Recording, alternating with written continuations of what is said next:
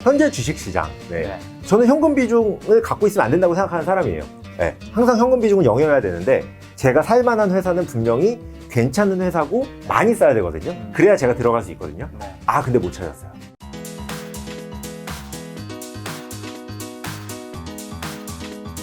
DP님이 김작가TV에 이제 한 작년인가 그 전부터 메일을 계속 출연 신청을 주셨는데 그렇죠. 제가 이제 답장조차 하지 않은 이유가 이 선글라스를 끼고 나오셔서 아, 그러니까요. 이게 이제 사실 DP님 입장에서는 신변 보호가 있지만 당연하죠. 하태훈 또 김작가TV 입장에서는 이 신원을 알 수 없는 분이 출연한다라는 거에 대한 약간 이제 서로가 입장이 이해가는 부분이 있잖아요. 아, 충분히 이해합니다. 그렇게 있다가 이제 제가 그 이루다 예, 이제 예. 김단태 대표님을 뵀는데 두 분이 또 지인이시더라고요. 아, 그죠. 김단태 대표님이 또 100억대 자산가 되시지 않습니까? 최고죠. 그분이 이제 네. 공증한 아, 그죠. 보시간. 그분이 괜찮다고 했어요. 이분이 투자를 잘한다. 아, 그죠. 아, 혹시 이상하면 그분께 따지세요. 저한테 따지지 마시고, 김단태 채널에 가서 악플을 남기세요. 네. 그래서 이제 오늘 DP님이 나오셔서 네. 이제 투자에 대한 이야기를 해주실 건데, 네. 자, 그러면 주식 투자 자본금은 이제 처음에 300만 원, 그 다음에 네. 1000만 원 추가 납입을 해서 네네네. 한 1300만 원 정도였던 거고, 네네네. 투자 기간은 한 지금 7년, 18년? 네, 18년. 네, 18년. 자, 지금 수십억이라고 했는데, 네네네. 뭐 대략 어느 정도 이상 되는 건가요? 뭐 정확한 자산을 물어보지 않겠습니다. 네네네네. 네. 대략, 이렇게, 초반대는 아니겠죠? 아, 초반대는 아니다. 네, 당연하죠. 네, 그래도 경제적 자유라고 말을. 반올림하면 크게 세 자리 되는 거예요? 반올림을 크게 하면 당연히. 네, 반올림을 하면 네. 아, 알겠습니다. 그러면 뭐 수익률이 엄청나시겠네요.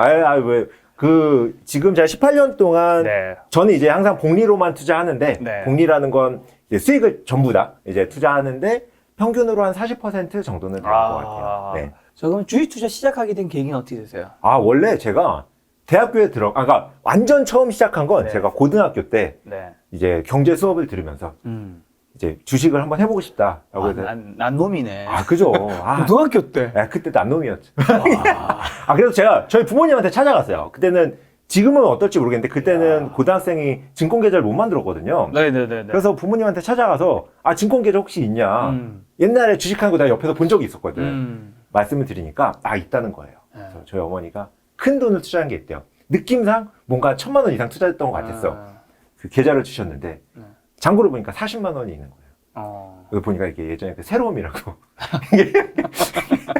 2000년도 이게. 그 IT 붐? 네, IT 붐 때 이제 제일 꼭지에서 잡으셔서 제일 하락까지 간 그 회사가 하나 있거든요. 이제 거기에 이제 크게 물려 계시더라고요. 그래서 이제 그걸로 이제 주식을 처음에 시작을 했고요. 그때는 이제 단타를 했었어요. 지금. 고등학교 몇 학년 때인 거죠? 그때가 고등학교 2학년 때였던 것 같아요. 네. 지금은 제가 완전 장기 투자를 하거든요. 장기 투자가 좋다고 생각하지는 않지만, 제 라이프 스타일상 장기 투자가 잘 맞는데, 지금은 이제 제가 보통 한번 투자를 하면 평균적으로 한 3년에서 7년? 이 정도를 들고 있는데, 네. 그때 고등학교 때 시작했을 때는 완전 단타를 했었어요. 네. 그래서 이제 40만 원이 영원이 됐어요. 네. 이제 저희 어머니가 네. 먹은 만큼은 아니지만, 네. 저도 충분히 날려먹고. 가족이 함께 탕진. 그죠? 가족이 이제 힘을 모아, 네. 계좌 하나 이제 날려버리고. 40만 원 네. 남기지 말자. 그죠? 그거 남겨서 뭐해? 털자. 남겨서 뭐해? 그냥 다 털어야죠. 그래서 리스 같은 거 이게 팍팍 쓰고 이제 다 털었죠. 그리고 이제 손을 뗀 다음에 이제 대학교에 들어가서 이제 네. 그때 이제 대학교 1학년 때는 약간 폼상 도서관에 가잖아요. 그죠. 그죠? 이제 도서관에 가서 책을 보는 게 약간 느낌이 있잖아요. 있어 보이죠? 네. 그래서 이제 대학교 1학년 때 딱 초반에 친구가 많이 없으니까 이제 혼자 가서 도서관에 가서 이제 책을 이제 보고 있는데 옆에 이제 피터 린치의 그 월가의 영웅 책이 있는 거예요. 좋은 책이죠. 그래서 이제 그 책을 들으면서 시작이 됐습니다. 그 책을 들으면서 그 책을 딱 이렇게 뽑기 시작하면서 이제 이야. 투자 인생이 시작이 됐고요. 피터 린치가 이끈 투자 인생. 자, 그죠? 그럼 과거 성공 투자, 좀 실패 투자, 좀 한 가지 사례 네. 하나씩 얘기해 주면 종목으로. 사실 제가 근데 네. 보통 국내에서 투자하시는 분들은 대부분 국내 투자를 많이 하시는데 그렇죠. 저는 국내 투자를 많이 안 해요. 저는 제가 보통 한 5종목에서 10종목 정도 들고 있거든요. 네. 근데 그 중에서 국내 종목은 보통 한 종목에서 2종목, 많으면 2종목? 한 한국 주식 한 20에서 30%, 네. 미국 주식 70에서 80%. 아니, 미국 주식, 그러니까 그 해외 주식에서 보통 네. 미국 주식이 더 많긴 한데 미국 말고 다른 데도 많이 투자해요. 뭐 이렇게 홍콩이나 뭐 호주나 근데 뭐 미국이 아무래도 제일 많을 수밖에 네. 없죠. 그래서 종목 미국에서 하나, 한국에서 하나. 네. 미국 거 하나 이제 말씀을 좋습니다. 드려보자면 예, 이거는 어떻게 보면 성공 사례와 실패 사례가 함께 있는 사례거든요. 스피릿 에어라인이라는 회사가 있어요. 네네. 어떤 회사냐면 저가 항공, 우리나라로 네네. 치면 이제 제주항공 같은 회사거든요. 아주 간단히만 이제 네. 회사 이 산업에 대한 베이직을 설명을 드려보자면 원래 비행기 산업은 돈을 벌 수가 없어요. 그래서 워렌 버핏도 비행기 산업은 돈을 벌 수 없다. 투자자들이 권총이 있고 과거로 돌아간다면 라이트 형제를 쏴 죽였을 거다. 뭐 이런 유머까지 한 적이 있었고요. 뭐 리차드 브랜슨 이런 분들도 1조를 만드는 방법 하면서 이제 지금은 많이 회자가 됐지만 2조를 갖고 있는 다음에 비행기 회사를 사면 1조가 된다. 뭐 이런 개그를 할 정도로 네. 원래 비행기 회사는 돈이 안 남아요. 왜요? 워낙 그 비용이 많이 들어서 아. 고정비나 이런 것들이 너무 많이 들어서 네. 돈이 남지 않는 산업이에요. 근데 거기서 이제 최초로 돈을 남긴 게 그 사우스웨스트 에어라인이라고 네네. 이제 저가 항공의 시초죠. 음. 저가 항공이라 하면 이제 뭐 여러 가지 변수가 있겠지만 네. 이제 가장 중요한 건 그냥 비용을 다 낮춘 거예요. 네. 전체적인 비용을 다 낮춰서 가격도 낮췄지만 비용을 더 많이 낮추니까 사람들이 수요는 몰려들고 비용을 낮췄으니까 마케팅 같은 것도 쓸 필요가 없잖아요. 그래서 이제 이익이 나기 시작한 거죠. 사우스웨스트 에어라인에서 이걸 하고 난 뒤에 전 세계에서 이게 퍼졌어요. 근데 제가 방금 말씀드린 스피릿 에어라인은 여기서 비용을 더 낮춘 울트라 저가 항공이라고 표현하거든요. 네네. ULCC라고 표현하는데 그런 회사거든요. 네. 전 이게 너무 좋은 산업인 거예요. 어떤 정도로 좋냐면 이 사우스웨스트 에어라인의 그 원가보다 네. 이 스피릿 에어라인이 고객들에게 받는 돈이 네. 더 싸요. 그러니까 경쟁사의 원가보다 더 싸게 받는데 네. 이익률은 비행산업 전체를 통틀어서 최고. 그러니까 엄청나게 절약을 한 거죠. 네. 그래서 이제 저는 그 상장되고 이제 몇 년 후에 이제 들어갔죠. 네. 들어가서 들어가서. 대박이 났습니다. 몇 프로였길래? 제가 처음에 들어갔을 때는 한 1, 2년 안 돼서 3, 4배가 떴어요. 네네. 괜찮거든요. 네. 근데 갑자기 반토막이 나는 거예요. 어. 갑자기 반토막이 나더니 이제 대표가 바뀌면서 네. 제 자산이 쪼그라들고 결국 원금에서 아주 조금 이득 보고 팔았거든요. 네. 그래서 제가 보통 이제 그 전과 제 후가 생각이 되게 많이 달라졌는데 네. 그 전에는 저는 사실 대표이사를 많이 안 봤어요. 예, 그 경영진에 대한 것보다는 비즈니스 모델에 되게 집착을 많이 했었거든요. 비즈니스 모델이 네, 중요하니까. 엄청 중요하죠. 네. 근데 저는 제가 그때 생각했던 건 뭐였냐면 네. 아 상장회사 정도 되면 네. 시스템으로 굴러간다. 아, 그쵸? 어, 그것도 맞는 말이고. 예, 예. 그래서 저는 대표가 바뀌고 경영진이 바뀌어도 네. 이 비즈니스 모델이 워낙 탄탄하니까 아니다라는 네. 확신을 가지고 있었거든요. 근데 이게 반토막이 나고 제가 산 가격까지 떨어지는 이 순간에 두 가지 이벤트가 있었는데 하나는 이 스피릿 에어라인을 창업한 이 저가 에어라인의 그 약간 황제 같은 사람들이 있어요. 잘 모르실 텐데 웬만한 사람들 잘 모르실 텐데 인디고 파트너스라고 네. 거의 몰라요. 찾아봐도 거의 자료가 안 나오는데 그냥 전 세계에서 울트라 저가 항공을 다 창업하고 있는 거의 시장 파괴자가 있거든요. 네네. 그 파괴자가 스피릿 에어라인을 만든 거라서 저도 산 건데 네. 그 파괴자가 떠났어. 근데 저는 이 대표가 워낙 마음에 들었거든요. 네네. 그래서 그냥 갖고 있었어. 네. 근데 대표가 떠났어. 네. 그래도 갖고 있었어. 네. 비즈니스 모델이 워낙 좋으니까. 네. 그러다가 다 떨어졌어요. 아. 그래서 결론적으로 제가 이거를 한 4년 들고 있었거든요. 네. 근데 진짜 조금 거의 원가에 가깝게 은행 이자 정도 벌었나? 요런 느낌으로 해서 사실 이 회사가 저한테는 엄청난 성공과 엄청난 실패를 같이 안겨줬고 개인적으로는 이제 비즈니스 모델도 중요하지만 이 경영진과 대표이사가 얼마나 중요한지 비즈니스 모델과 경영진을 다양한 각도로 봐야 된다. 네. 예, 그래서 보통 이제 비즈니스 모델만 보면 이제 저처럼 이제 오래 네. 들고 있어도 이제 개털 나는 수가 있다. 자, 그럼 한국 종목은요? 제가 네이버를 샀던 적이 있었어요. 아, 네네. 네, 네이버를 샀던 적이 있었고 네이버는 사실 제가 보통 이제 되게 장기로 들고 있는데 네. 네이버는 그렇게 길게는 들고 있지는 않았었어요. 네. 왜냐면 그 당시에 그냥 제가 이제 뭐 모멘텀 투자와 가치 투자를 구분하는 것도 의미 없다고 생각하지만 네. 이거는 이제 모멘텀 투자, 그러니까 어떻게 말하면 이제 하나의 재료로 네. 들어간 투자에 가깝다고 생각을 하는데 뭐 제가 투자했을 당시에는 이제 네이버가 있었고 라인이 있었는데 네. 라인이 주가에 전혀 반영되어 있지 않은 상태였고요. 네. 근데 국내 이제 카카오 같은 거 얼마나 잘 되는 거 보면 그리고 해외에서도 전 사실 국내 카카오보다는 해외 텐센트가 말도 안 되게 위챗이 말도 안 되게 잘 되고 있는 걸 보고 카카오엔 투자를 할 수 없으니까 이제 네이버에 라인에 투자를 해야겠다라는 컨셉으로 이제 네이버에 투자를 했었고 생각보다 되게 빠른 시간에 이제 주가가 반영이 돼가지고 예, 그때는 좀 이익률이 괜찮았던 것 같아요. 왜 카카오에 투자할 수 없어요? 아 그때 상장 전이라서. 아. 그 네이버도 막 분할하고 막 이랬던 네네. 시기였거든요. 근데 네이버는 팔았나 봐요. 네이버요? 네. 아, 네이버는 팔았죠. 좀 빨리 판 거 아닌가요? 아, 근데 뭐, 그러니까 빨리 판 거 맞아요. 이제 지금까지 들고 있었으면 수익률이 좋았을 텐데, 이제 팔고 다른 걸 샀는데 네. 그 수익률이 또 괜찮으니까, 예, 나쁘진 않죠. 전체적으로. 알겠습니다. 네. 자, 현재 좀 주식시장 네네네. 지금 벌써 9월 이제 중순인데 네네네네. 딱 이제 그 추석 시즌인데 네네. 어떻게 보세요? 아, 주식시장. 네. 이게 사실 요 질문은 진짜 제가 많이 받는 질문이긴 해요. 안 받을 수 없죠. 네, 그러니까 이거는. 되게 많이 받는 질문인데, 네. 이제 개인적으로 투자하는 스타일이 현재 주식시장을 그렇게 크게 신경 쓰지 않는 스타일이긴 해요. 이거는 뭐 예를 들면 뭐 아마존 같은 회사의 주가를 네. 보시면 현재 주식시장이 얼마나 무의미한지를 아실 수 있거든요. 음, 그러니까 뭐 네이버나 이런 것도 다 마찬가지겠지만 네. 길게 잘 될 수 있는 회사를 잘 고른다면 네. 현재 주식시장을 분석하는 것 자체가 시간 낭비일 수 있어요. 음, 분명히 그걸로 사고 팔면 수익률이 좀 더 좋을 수 있겠죠. 근데 저는 그것보다 그냥 아마존이나 네이버의 초창기를 네. 정말 잘 들고 오래 들고 있는 게 현재 주식시장을 분석하는 것보다 더 좋다고 생각해요. 그럼 이제 답이 안 되잖아요. 근데 이렇게 질문하시는 분들이 이제 모르는 척 질문하지만 사실 생각하는 건 있어요. 뭐냐면 뭔데요? 지금 고평가가 아닌가요? 아, 그렇죠, 그렇죠. 그렇잖아요. 근데 제가 옛날부터 이제 주변에 투자를 하고 싶다는 사람들한테 했던 절차가 있거든요. 네. 무슨 절차냐면 우선 인덱스에 투자해라. 한국 인덱스 말고 미국 인덱스에 투자해라. 그렇죠. 근데 다른 인덱스는 재미없어요.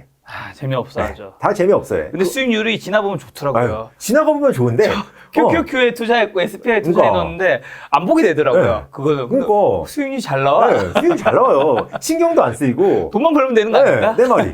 근데 재미없어요. 종목을 알려달래요. 그럼 이제 종목을 알려달라는 사람들한테 제가 옛날부터 항상 주구장창 얘기했던 종목이 있어요. 안 돼요. 아마존이랑 구글을 반반씩 투자해라. 어. 그러면은 진짜 옛날부터 항상 저한테 바로 나왔던 질문이 뭔지 아세요? 이거 너무 비싸지 않아요? 그쵸. 네. 근데 이제 상관없다. 어. 그냥 투자해라. 좋은 회사는 네. 밸류에이션 분명히 봐야 되거든요. 네. 근데 밸류에이션을 보는 단계는 저는 그 다음 단계라고 생각하고요. 네. 그러니까 개인 투자자들이 일정 수준 이상 수익률을 거둘 때는 분명히 밸류에이션도 봐야 되겠지만 그냥 좋은 회사를 오랫동안 갖고 있는 게 훨씬 더 좋은 느낌일 수 있는 거고요. 네. 네, 저는 지금도 사실 같은 주장을 계속하고 있어요.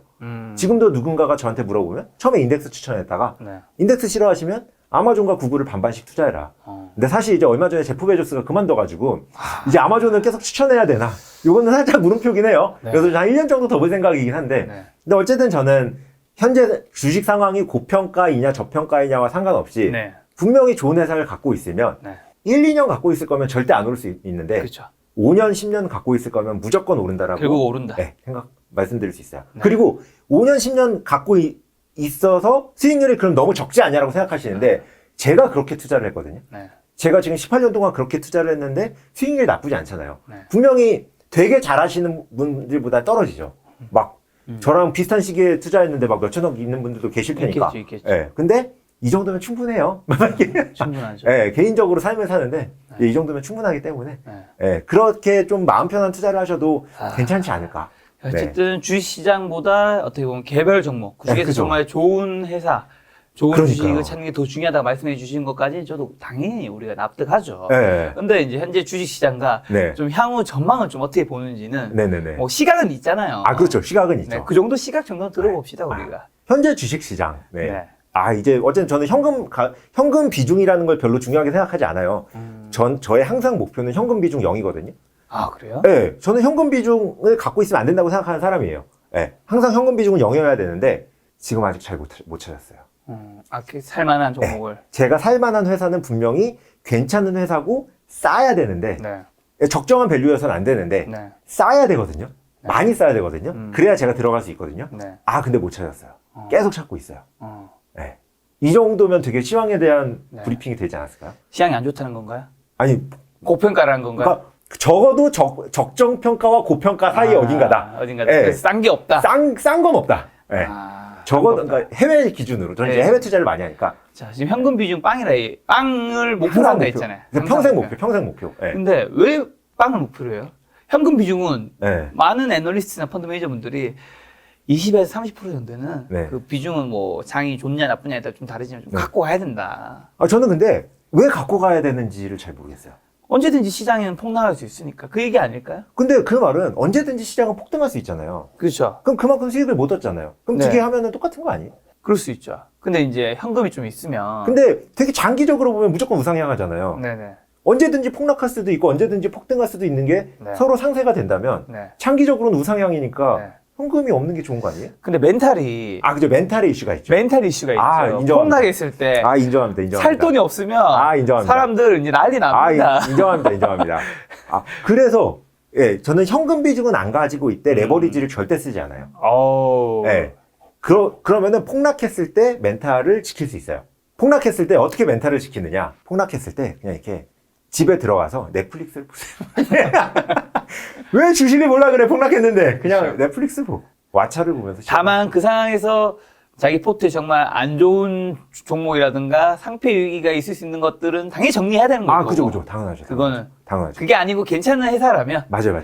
아무리 시장이 폭락해도 네. 거기서 너무 무서워하지 말자는 의미신 거죠. 네. 그래서 저도 이번에 그 코로나 폭락할 때 제 네. 유튜브에서도 제가 딱 말씀을 드린 내용이 뭐였냐면 코로나 폭락으로 특별히 할 건 없는데 분명히 봐야 될 건 있었어요. 이번 코로나 폭락 때. 뭐요? 뭐냐면 우선 이 회사가 코로나에 매출이 떨어질 수 있는 회사인지. 예를 들면 여행회사, 네. 이런 회사들, 해외 여행회사들 매출이 그냥 바로 0이 되는 회사들이잖아요. 그렇죠. 그런 회사인지 우선 먼저 체크해보고, 두 번째는 이 회사가 2년, 3년을 현금을 버틸 수 있는 현금이 있거나 정부에서 지원해줄 수 있는 느낌이, 그 정책 같은 게 나오고 있는지, 네. 이 두 개는 반드시 봐야 됐어요. 그렇죠. 근데 이 두 개만 통과했다면 네. 저는 이번 코로나에서 아무것도 하지 말라고 제 영상에서 말씀을 드렸거든요. 네. 왜냐면 어쨌든 네. 이번 코로나도 회복을 할 거고 아무리 못해도 2년은 회복을 할 건데 2년 동안 그냥 똑같으나 폭락했다 다시 올라오나 똑같거든요. 2년은 나는 그냥 폭락해서 올라올 때 그냥 이상한 짓만 하지 않으면 나는 똑같기 때문에 그냥 똑같은 채로 유지하면 나쁘지 않거든요. 네. 네. 그러면 지금 같은 시기에는 지금 네. 이제 코스피 뭐 3,100에서 200, 뭐 그렇죠. 300 넘을 때가 있었는데 네네. 아쉽긴 하지만 네. 어제 지금 같은 시기에 포트 좀 어떻게 정비해야 돼요? 저의 이제 기본적인 마인드는 이제 들고 있으면 오래 들고 가자인데 이제 그 중에서 이제 저는 무작정 오래 들고 있는 게 또 장땡이라고 생각하지는 않아요. 왜냐면 이제 밸류에이션이 높으면 당연히 팔아야 되거든요. 그렇죠. 네, 그래서 이제 오버슈팅 돼 있는 밸류에이션이 있는지는 항상 확인을 해 보시는 게 맞고요. 네, 그래서 가져가야 되는데, 그러니까 그런 밸류에이션 같은 것들은 잘 보면서 이제 포트는 정리를 해야 될 텐데, 그럼 자연스럽게 이제 저처럼 현금 비중이 늘어날 수밖에 없지 않나. 예, 그러니까 현금은 0을 항상 목표로 하지만 네. 그거랑은 또 별도로 제 회사마다의 내가 생각한 가치 산정이 있을 거고 네. 그 가치보다 엄청나게 고평가된 건 분명히 팔아야 되니까 그렇죠. 그 작업을 반복하다 보면 고평가된 그러니까 그 장이 너무 좋은 시기에는 자연스럽게 현금 비중이 늘어나게 되고 장이 나빠질 때 현금 비중이 줄어들게 되고 이게 자연스럽게 반복이 되는 것 같아요. 그래서 분명히 포트에 대한 관점으로 접근하는 것도 좋은데 이 종목에 대한 관점으로 접근했을 때 이 포트가 자연스럽게 좀 연결이 되는 부분도 있을 것 같아요. 지금 네. 가치 산정 말씀해 주셔서 그런데 네네네. 자 가치 산정은 네. 어떻게 하세요? 근데 이게 가치 산정이 사실 되게 쉬우면 쉽고 어려우면 어려워요. 너무 어렵죠 이거.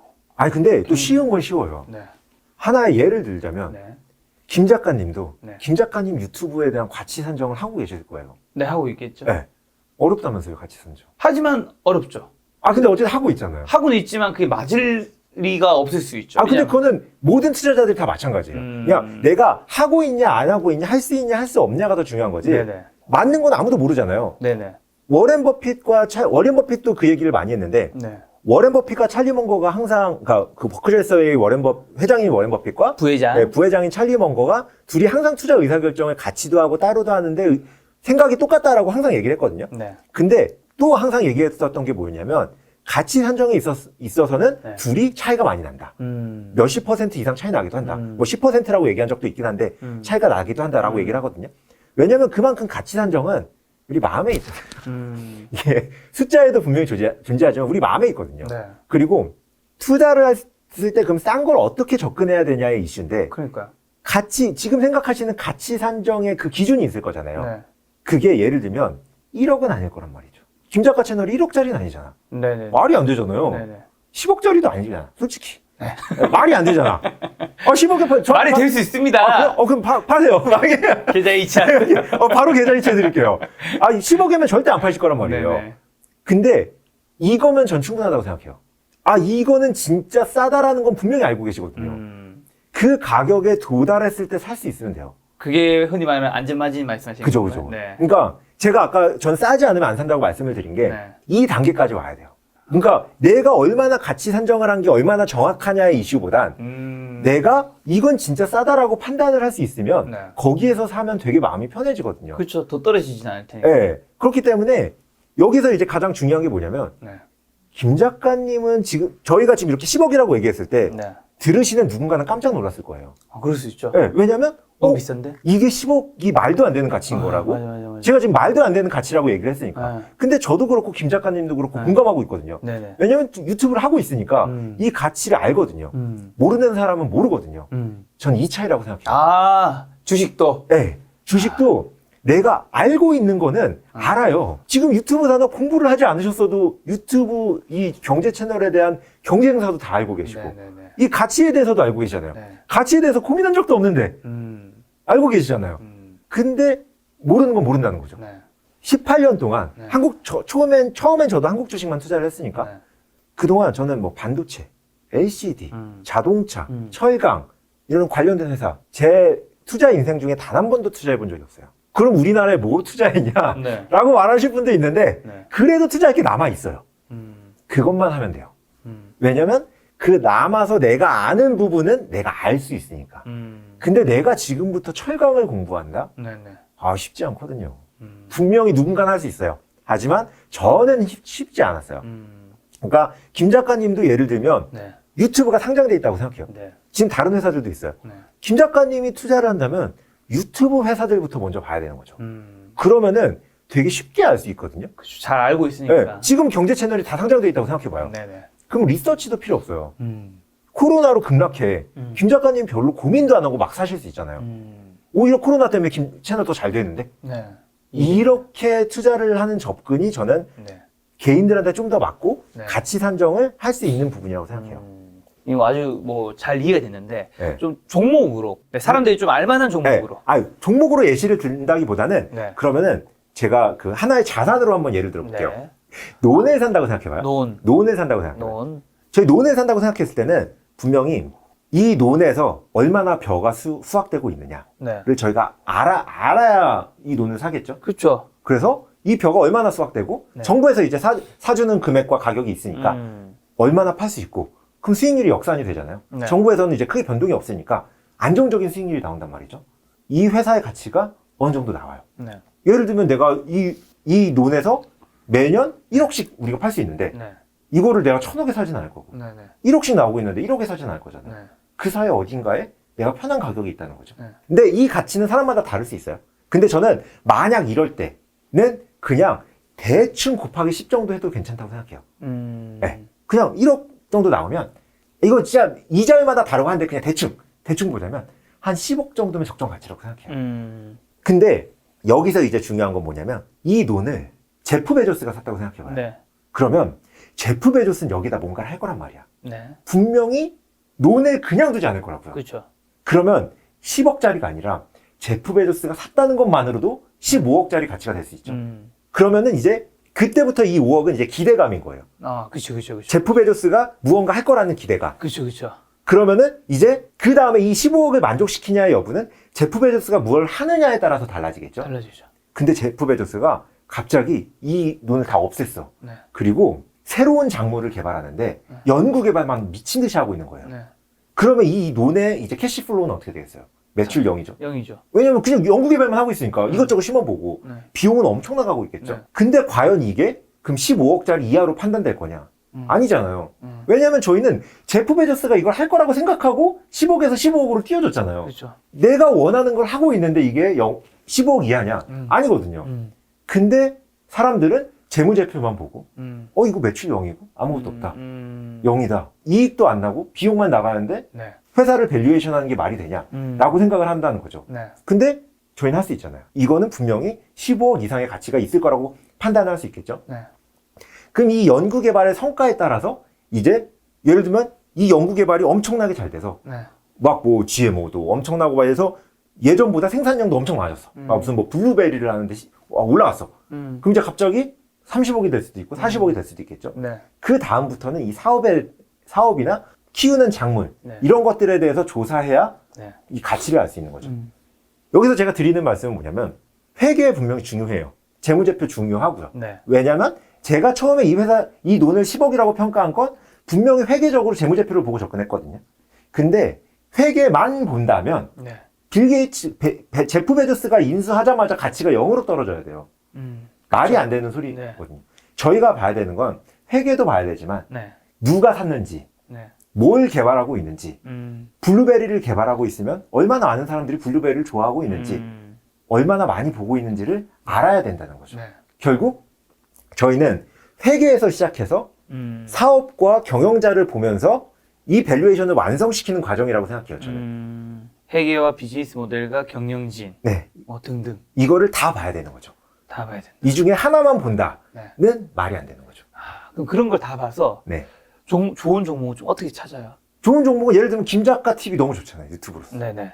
10억에 상장되면 바로 사야죠. 네네. 이렇게 찾는 거죠. 아, 진짜로. 네. 이건 이제 너무 아니, 쉬운 예시고. 아니, 근데 쉬운 예시라고 말씀하시는데, 네. 이거는 진짜 쉬운 예시가 아니라, 네. 제가 투자하는 되게 많은 회사들이요. 미국에서 투자하는 많은 회사들이 네. 전 비상장 때부터 봤어요. 음. 그러니까 중요한 부분은 지금 상장돼 있는 회사 이런 걸 다 떠나서 우선 내가 뭘 잘 알고 있느냐. 네. 어떤 산업에 내가 자신 있고 잘 알고 있느냐를 정해놓는 게 제일 중요하고요. 그 회사가, 그 산업이 네. 상장돼 있건 아니건 그 회사를 계속 팔로우하는 게 중요해요. 그러면 언젠간 네. 이 회사의, 이 산업의 일부분은 상장을 할 거거든요. 네. 아니면 상장된 회사라면 언젠간 떨어질 거거든요. 네. 이번 코로나가 됐든 뭐가 됐든 그때 사시면 돼요. 그러니까 어떤 종목을 고르느냐는 사람마다 너무 다를 수 있는 거예요. 근데 이게 진짜 지키기 제일 어려운 거예요. 왜냐면 저도 이제 여러 번, 그러니까 이게 18년 동안 했으니까 네. 사람들하고 여러 번 이제 얘기를 하다 보면 네. 예를 들면 이제 음악하는 형이 와서 네. 주식을 하고 싶다는 거예요. 그럼 이제 전 이제 그 형한테 딱 얘기를 했어요. 음악과 관련된 회사를 먼저 봐라. 그리고 그 회사들 제가 아예 찝어줬거든요. 그 회사들을 다음에 만날 때 나랑 얘기해 보면 분명히 형은 그 다음에 주식에 대해서 이해할 수 있을 거다. 그 다음에 저한테 와서 갑자기 바이오 회사를 물어봐요. 그리고 진짜 이거 진짜 싫어요. 그리고 또 제가 또 다른 의사 친구가 왔거든요. 네. 의사 친구가 와서 우리나라에 이제 의학 그 기계들이 많이 있으니까 그런 기계나 소프트웨어 회사들을 찍어주고 여기서부터 보자. 그럼 다음에 이 회사들에 대해서 같이 얘기해보자. 근데 다음에 와서 반도체를 물어봐요. 저는 여기가 잘못된 시점이라고 생각해요. 그냥 내가 아는 산업이 되게 작아 보이거든요. 맞아. 근데 제가 아는 회사 산업은 진짜 작아요. 네. 제가 지금 18년 동안 했고 되게 많아 보이지만 제가 아는 산업은 진짜 좁거든요. 네. 전 그걸로 지금 18년 동안 해서 충분히 먹고 살고 있어요.